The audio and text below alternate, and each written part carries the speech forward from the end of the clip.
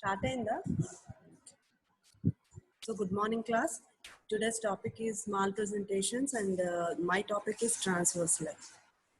So in this class we are going to learn about various definitions of malpresentations, the various presentations of the fetus, and what is the incidence of transverse leg, what are the etiological factors associated with transverse leg, how to diagnose it by clinical examination, ultrasound and pervaginal examination, what are the complications that come out of transverse leg and how to manage those complications. So how to assess fetal position? The first and the foremost prediction for assessing the fetal position will be the vaginal examination. Even though you perform an ultrasound, even though you palpate the abdomen, only the vaginal examination will give the correct position of the fetus, and the cervical examination also can be done through vaginal examination. That is how in the previous class we discussed about the Bishop score. In the Bishop score, we can assess the cervix and the fetal position and the fetal station. So this is a brush up for you. Previously, in the previous class also, we have discussed about this, the lie presentation, presenting part, attitude, denominator, position and Catholic pronounce. You must be thorough with the definitions of these, this lie presentation, everything, because this will be a viva question for you. And let me demonstrate this with the pelvis and the fetus.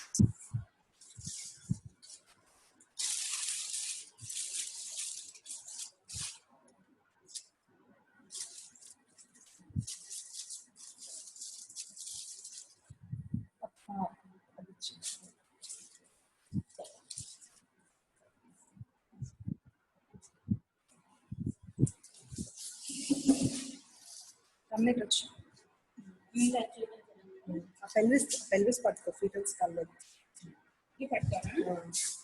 So the universal attitude of the fetus will be universal flexion. Flexion at the limbs, flexion at the legs, everything.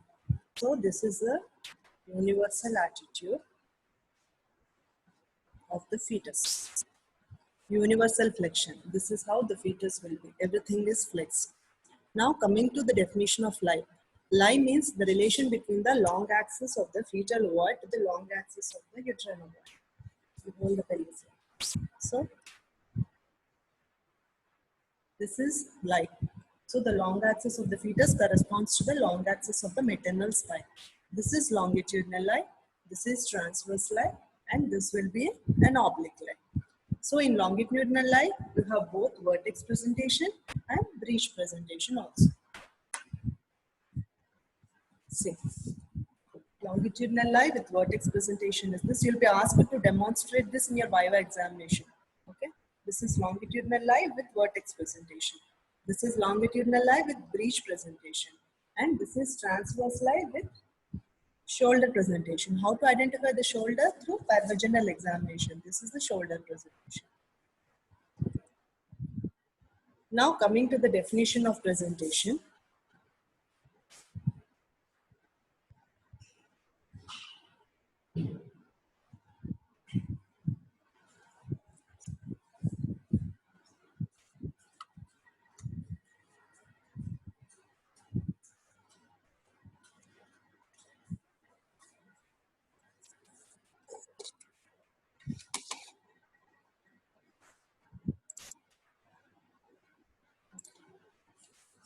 PPT pattern.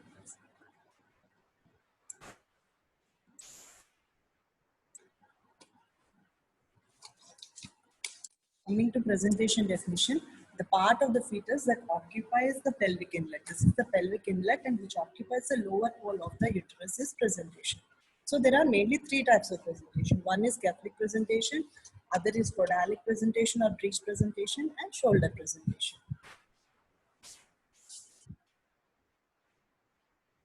Then how to differentiate between presentation and presenting part. Presentation is the part which occupies the lower pole of the uterus, and presenting part is the most dependent part of the fetus, which is felt through vaginal examination. In Catholic presentation, you have vertex presentation, brow presentation, face presentation, and deflexed head. All these are presenting parts in vertex presentation.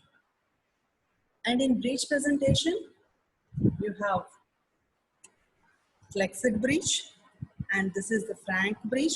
Frank breech, there will be extended legs. And this is flexed bridge.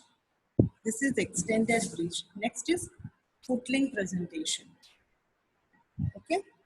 These are the presenting parts in bridge presentation.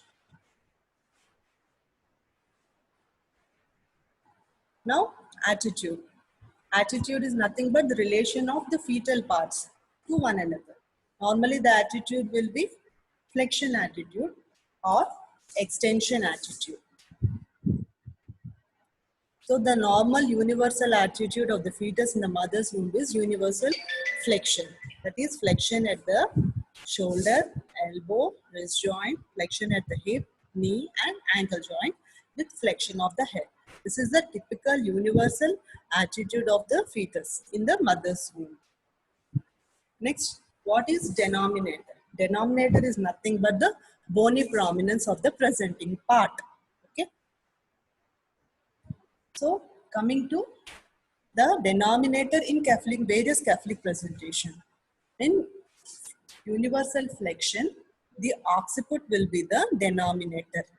See, the occiput in perivaginal examination, in a flexed head, you can palpate the occiput. So, in fully flexed vertex presentation, the denominator will be occiput. Suppose if the fetus is in occipito posterior position, this is also vertex position, but this is a mal position. Normal position of the vertex will be flexion with left occipito anterior or right occipito anterior. But in a mal position, the fetus will be, the occiput will be facing the sacrum of the maternal pelvis. The sacrum of the maternal pelvis. Understood? Here, instead of occiput in perivaginal examination, you can feel the sinciput. Okay? And in Brough presentation, the bony prominence or denominator will be glabella of the fetus or the brows. In face presentation, as the head is extended like this, the denominator or the bony prominence to feel will be the mentum or the chin. Understood? And in fetus with breech presentation, the denominator will be the sacrum of the fetus. This will be the bony prominence you'll feel in vaginal examination. In shoulder presentation, the denominator of the bony prominence that you can palpate is the acromion or the shoulder. So normally 99.5% the presentation will be longitudinal lie with vertex in full flexed position, and only the transverse lie incidence is 0.5% and breech incidence is 3%. Coming to the position. The position means the denominator relation to the maternal pelvic axis. Normally this is occiput anterior. This occiput, in a fully flexed head, you can feel the occiput. This is occiput anterior, left occipito anterior, left occipito transverse, left occipito posterior, right occipito posterior, right occipito transverse, right occipito anterior and occipito anterior.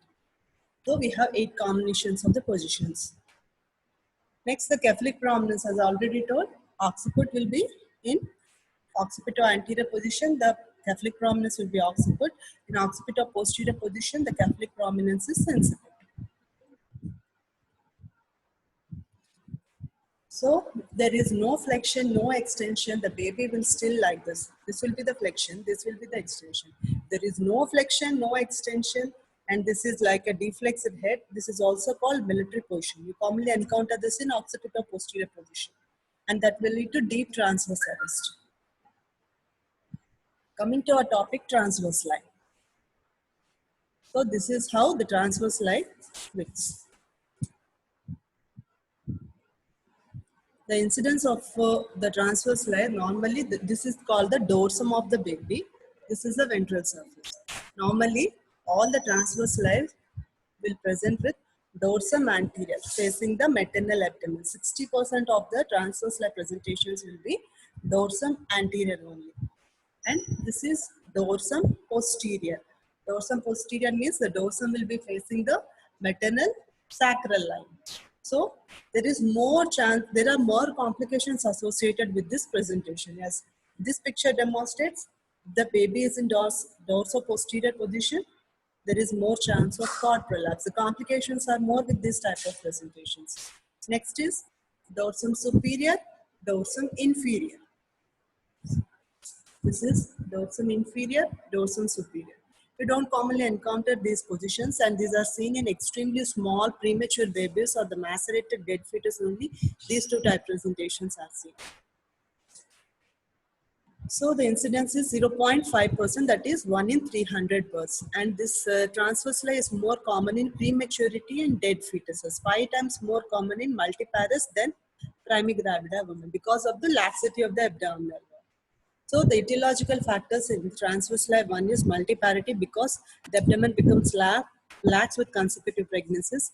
Prematurity, normally there will be no fixed pelvic presentation in the premature fetus. Only after 36 weeks you can predict the definite presentation of the fetus. And twins, normally the second twin in the twins will be in transverse lie. Next, hydramnios, because of good amount of liquor, the baby will be floating without assuming proper position. And in CPD, placenta previa, pelvic floor tumors, where the lower pole is occupied, the baby can't engage in that lower contracted uterus. You'll commonly expect malpresentations. Next, congenital malformations of the uterus. When the uterus accommodating space is less, the baby will accommodate in the most comfortable position, normally the breech or the transverse side. Next, intrauterine depth. How to diagnose a transverse lie? Normally, on visual inspection, normally the uterus in vertex presentation will have a globular or piriform shape. But in transverse lie, the uterus will be transversely elongated, not longitudinally elongated. So the uterus looks broader and asymmetrical, and the fundal height doesn't correspond to the period of amenorrhea. Fundal height will be less than the period of amenorrhea. On palpation, the fundus height will be less, and on one fundal grip, you can feel the fetal breech, and another position, you can feel the globular fetal mass, that is fetal head, and on pelvic grip, the lower pole is empty. And on auscultation, suppose this is umbilicus, the fetal heart is heard much below the umbilicus in dorso-anterior position. And sometimes it may located at a higher level in dorso-posterior position. Normally, in vertex presentation, the fetal heart will be heard either in the left or right spinal umbilical line. Whereas in breech presentation, the fetal heart is heard above the level of umbilicus. But in transverse lie, the fetal heart will be heard just below the umbilicus. Midline, between the umbilicus and the pubic symphysis, you can feel the fetal heart because the fetal heart is located here. And through the ultrasound, you can confirm the diagnosis. So what we can inspect in vaginal examination.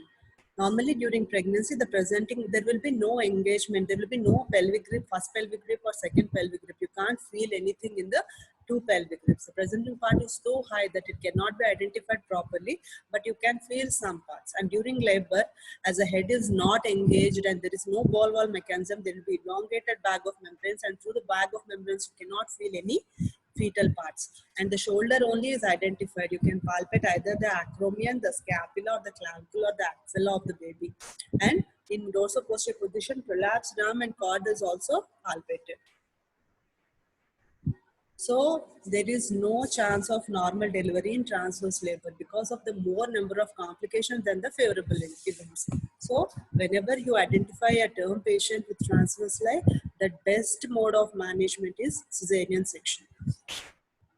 Even though the pelvis is adequate, the baby of average size, there is no role of trial of labor in transverse lie presentation. So before discussing the favorable events, we have to discuss more about the complications, because in transverse lie, the complications are more than the favorable outcomes. First is premature number of membranes. Because there is no ball wall mechanism, the Rembus membranes rupture prematurely. Even before the patient goes into labor, PROM or the pre-labor of rupture of membranes is a common expected complication. Next is hand prolapse with or without the loop of the cord. Hand prolapse. The picture shows the hand prolapse. Next is cord prolapse. Next, because of the premature rupture of membrane, there is a chance of lessening infection of the lower genital tract leading to chorioamnitis and fetal sepsis also, and obstructed labor. So there is no progress of the labor. The prolapsed arm gets stuck in the cervical orifice. So there will be a thick distended upper segment with a bandle ring in between, followed by distended lower segment. You can see a classical pathological retraction ring, which is a sign of obstructed labor. All the vital data will show ketoacidosis, dehydration, indicating maternal distress. There is more chances of fetal sepsis and maternal sepsis as well.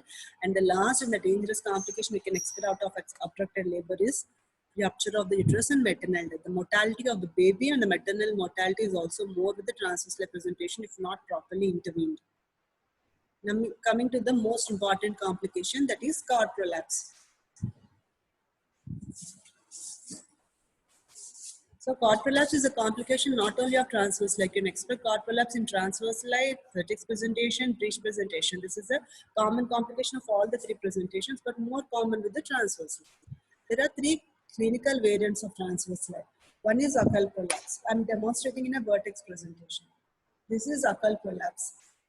Occult prolapse. See, the baby, through the pervaginal examination, you can feel the vertex and also you can feel the cord inside. How to identify the cord in vaginal examination is nothing but you can feel the cord pulsations. So, this occult prolapse is not identified clinically. Only through vaginal examination you can identify occult prolapse, and it is not that dangerous. This can be managed through proper intervention either by cesarean section. If the labor is well advanced, the vaginal delivery can also be expected.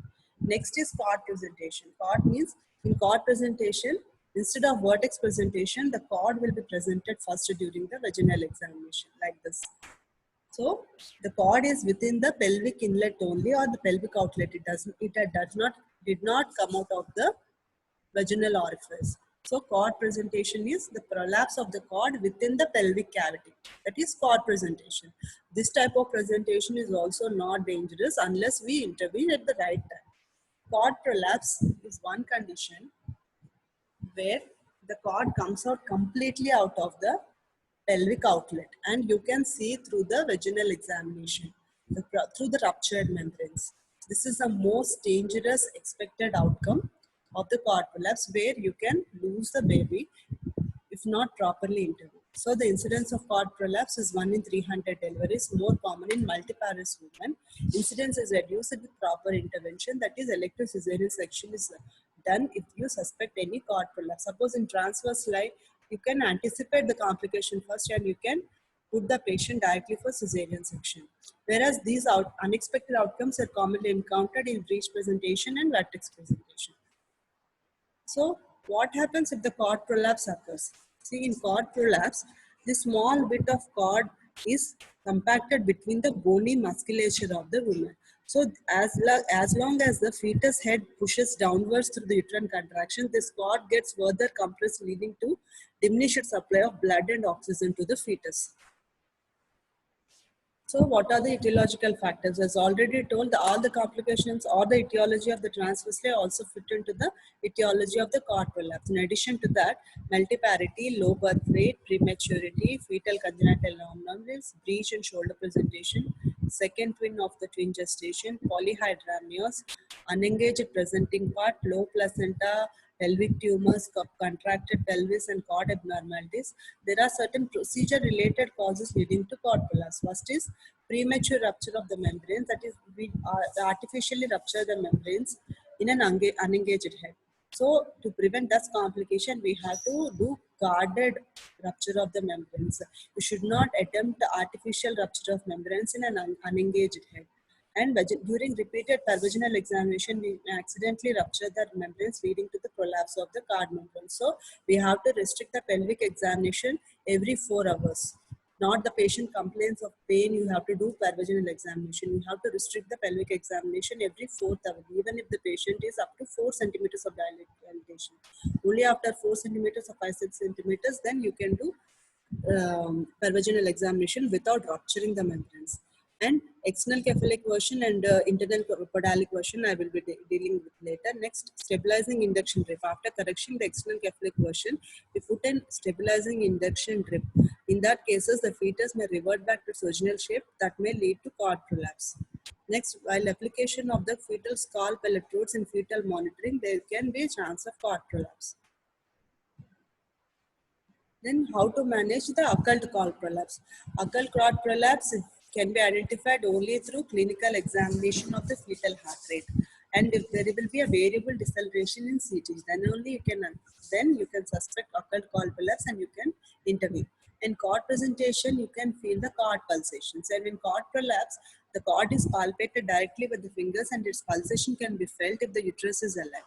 In cord prolapse, how to manage is, you have to first of all stop the procedure, fill the bladder, lift the lower limb of the patient, and straight away carry her to the cesarean section. That means the patient has to be put in an exaggerated or elevated sim position to reduce the incidence of cord prolapse due to gravity. Here is a schematic manipulation of cord prolapse. Suppose if the baby is living or dead, if the baby is dead, you have to confirm the fetal heart with an ultrasound and you have to show the patient the fetus is dead and wait for spontaneous delivery if the baby is premature. And there is, here it is given destructed operation, but there is no role of destruction operation. Even if the baby is dead and if the pelvis is not adequate for the delivery of the baby, you have to do cesarean section of dead baby also. And here are the three criteria. If the baby is alive and you see a cord prolapse, straight away shift the patient to cesarean delivery. And vaginal delivery, if the cervix is well advanced, suppose the cervix is around 8 centimeters dilatation and now the cord has prolapsed out, there is nothing to panic, because within half an hour or so, the baby, if the proper fetal heart monitoring is there, you can deliver the baby. If the presentation is vertex, you can deliver it by forceps or ventouse. And if it isn't reached, you can do breech extraction and well advanced. If the cervix is more than 8 to 10 centimeters dilatation, only you attempt vaginal delivery in the case of cord prolapse. Suppose if the cervix is around 4 centimeters or 3 centimeters and the cord has prolapse, he has identified, the definite management will be cesarean section. And meanwhile, before shifting to the patient to the cesarean section, these are the preliminary methods you have to follow. First is bladder filling, lift the presentation part against the gravity and place the patient in exaggerated Trendelenburg position or Sims position until you shift the patient to OT for cesarean section. So, apart from dealing on the complication, there are few favorable elements in transverse life. First is spontaneous rectification or spontaneous version. Spontaneous rectification means as the gestational age advances, the transverse limb may sometimes resume spontaneously into vertex presentation or resume spontaneously into breech presentation. That is an extremely rare presentation. Next is spontaneous avulsion and spontaneous expulsion. This spontaneous expulsion is seen in a case of premature or dead macerated fetus. This condition is called condoplicata corpore. These events are seen when the baby is very premature or macerated. Spontaneous rectification or spontaneous version occurs if the baby is average size, the liquor is adequate, and the pelvis is roomy, and the baby is movable and small. The contracted forces the head or the breech lying in the iliac fossa to come into the alignment with the pelvic ring. The lie automatically changes. There is no intervention of an obstetrician in this spontaneous rectification of version. So the only fetal monitoring and thorough antenatal checkups are essential in this case. And spontaneous rectification or spontaneous version is more commonly seen in multipartum. Spontaneous avulsion is nothing but we can see in a dead or macerated fetus. In an IUD, the hand is prolapsed also. If the baby is of small size and dead and the pelvis is adequate, you can leave the baby for spontaneous avulsion or spontaneous expulsion. Required the uterine contractions are adequate. There is no adequate uterine contractions and the hand is prolapsed and it does not intervene, you may invite sepsis. So, the uterine contractions are favorable, the uterus is acting, then only you have to leave the baby to spontaneous expulsion or avulsion. Now, coming to versions. Not all conditions we have an extensive cesarean facility in all. Some of the patients who are in rural setups where you have a time for the shifting the patient, you can attempt external cephalic version in some patients until you shift it to the tertiary hospital. External cephalic version is nothing but you change the position of transverse lie into longitudinal lie or breech presentation, provided there are no complications. The aim is to make the head the presenting part in cephalic version or breech the presenting part in podalic version. So there are only, here they are mentioned 3 types, but only we have external cephalic version and internal podalic version. Internal podalic version is nothing, is only used now to manipulate the second twin delivery, not for all the cases. So where we can do attempt external Keflik version. One is in breech presentation and also in transverse and orbicular, provided there are no complications. So external Keflik version will be asked as a demonstration for you in a viva question. So in external Keflik version, you have to counsel the patient and take written informed consent prior to the procedure. And no anesthesia is required, but on the prior day, you have to give the patient uterine tocolytic to relax the abdomen and laxatives to make sure the bowel is empty. So it is a daycare procedure and you have to make sure everything is ready for cesarean section also. So if external Keflik version fails or you anticipate any complications, you straight away shift the patient for cesarean section. You have to take a consent for cesarean section also while attempting external Keflik version. So on the prior day, you give tocolytics and laxatives, and on the day of the admission, the patient has to come empty stomach and you start the procedure. No anesthesia is required as the pain is a safeguard for any rough manipulations. So the patient is complaining of any pain or any pain or any discomfort while during external Keflik version, you have to stop and reverse the procedure. The patient then evacuates the bladder. She is placed in trundling position and you have to expose the vulva also to see any amount of bleeding that is coming out of procedure. And prior to starting the procedure, you have to confirm the fetal heart that is regular.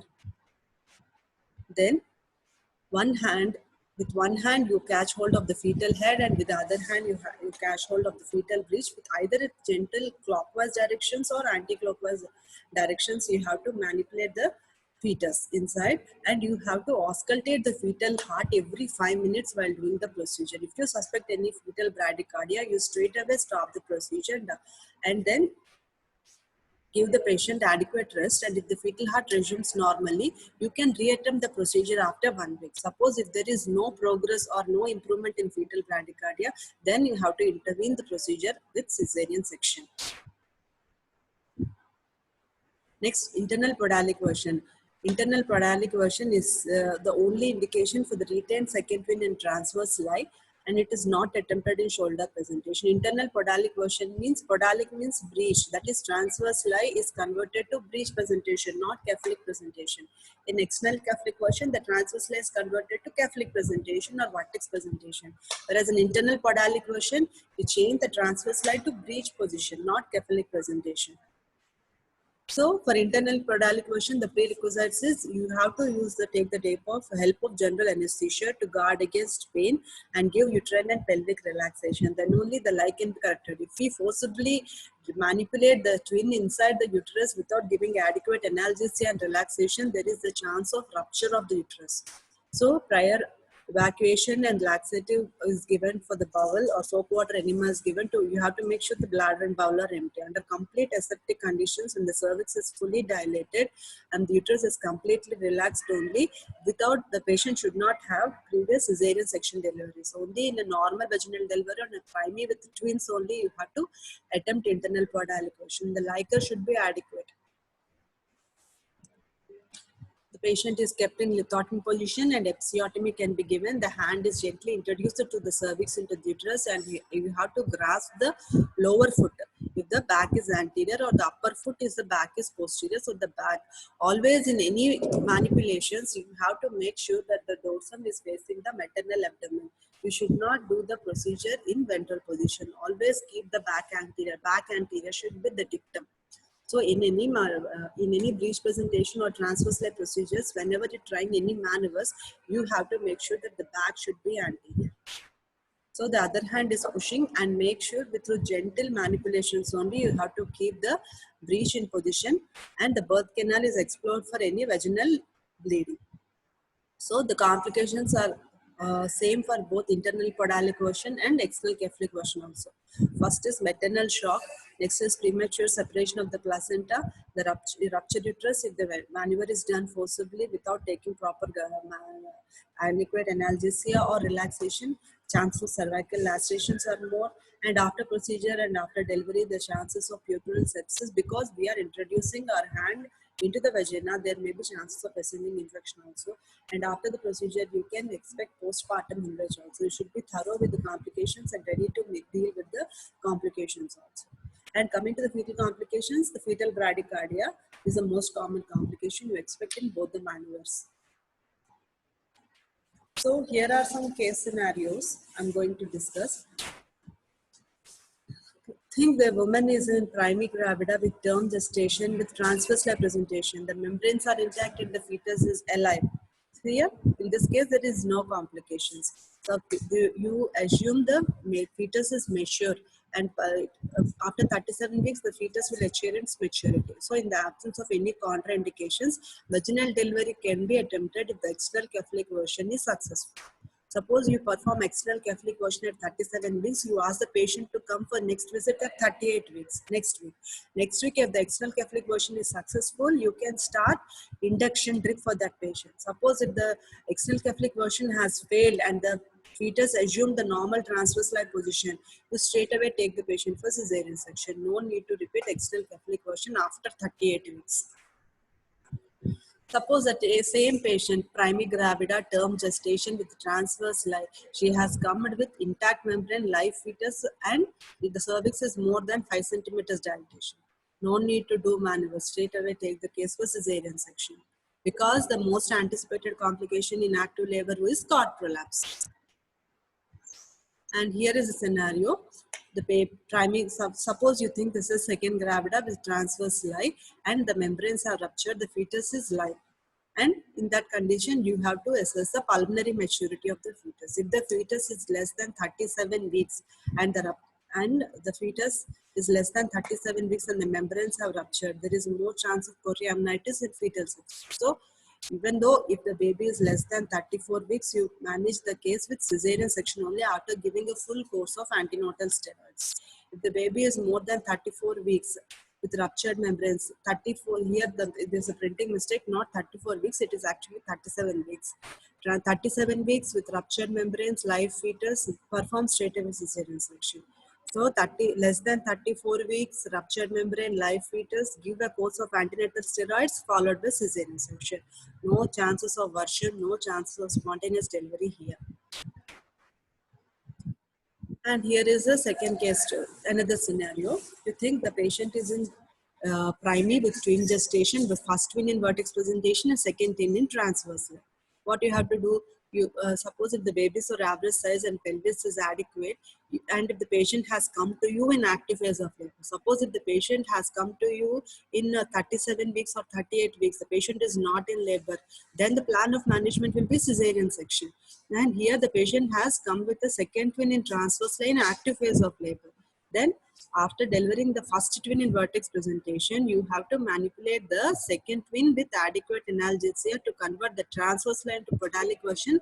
Then only you go for normal delivery. If the transverse line is not corrected and you suspect any other complications in the transverse line, no need to do internal podalic version. Straight away take the case for cesarean section. Even if the first twin delivered normally, you have to perform transverse line cesarean section only for the second twin. Here is another case scenario. Suppose the primary with transverse lie of 24 weeks gestation with with 3 viable fetus or dead fetus. Here, if the patient is in labor, you can straight away leave for spontaneous expulsion or spontaneous evaluation. Suppose if the baby is not in the patient is not in labor and the baby is dead inside, you can attempt external Catholic version followed by induction of the labor or augmentation. Because the baby is very small, premature, 24 weeks, there is no need to perform cesarean section in these conditions, unless only you leave a scar on the maternal uterus. Nothing more favorable than doing a cesarean section. Coming to unstable life, this is one of the variant of transverse life.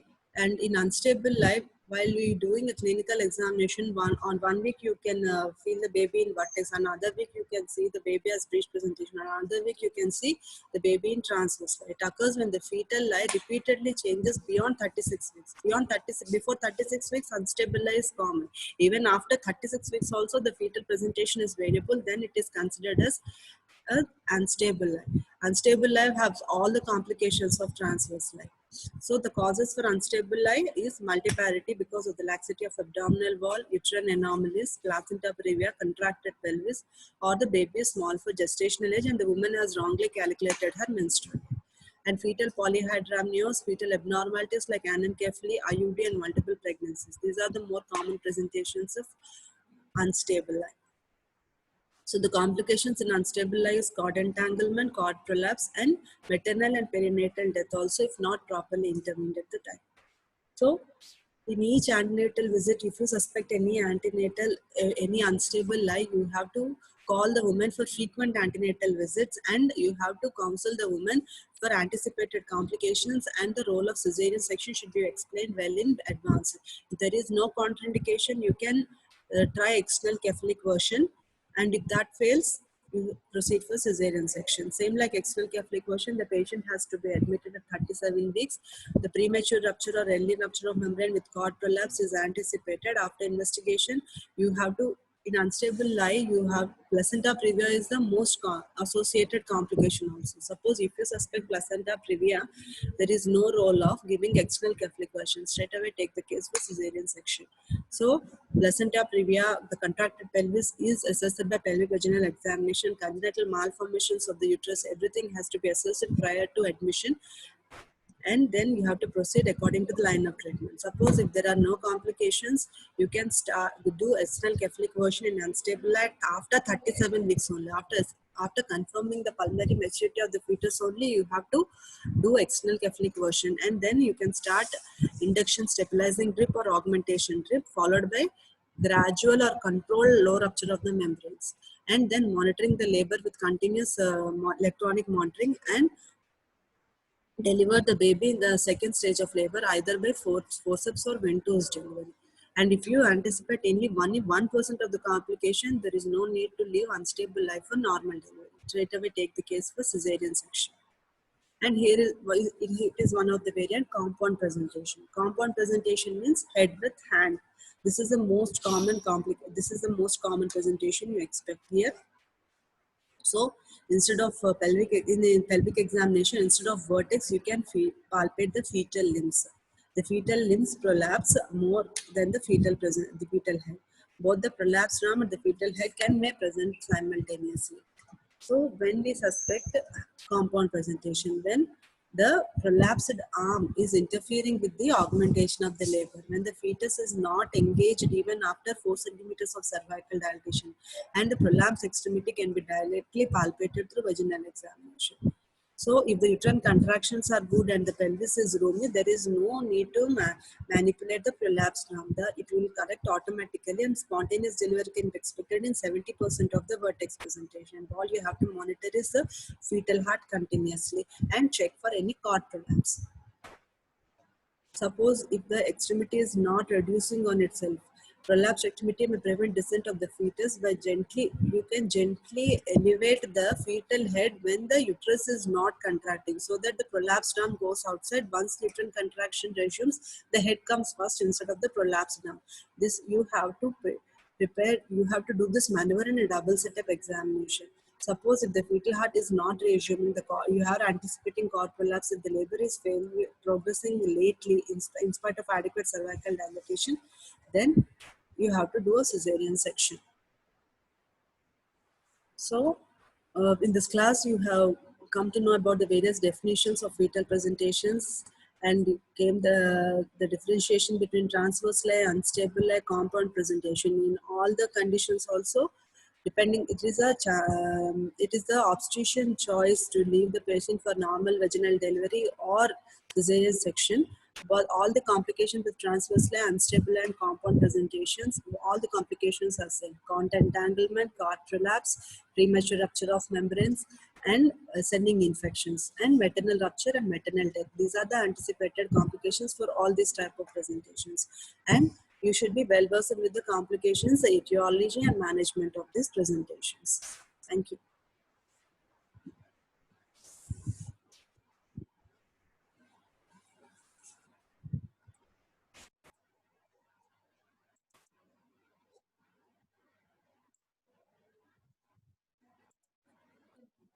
Hmm?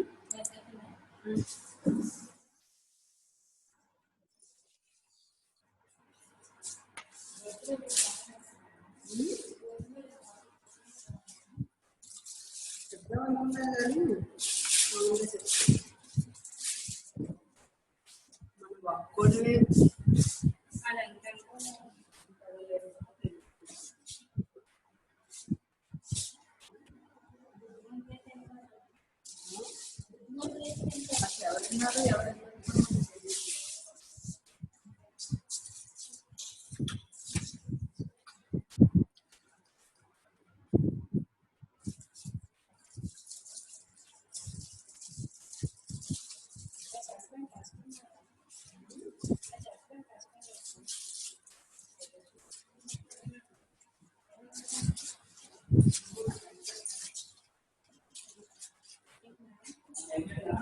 అప్పుడు అయింది.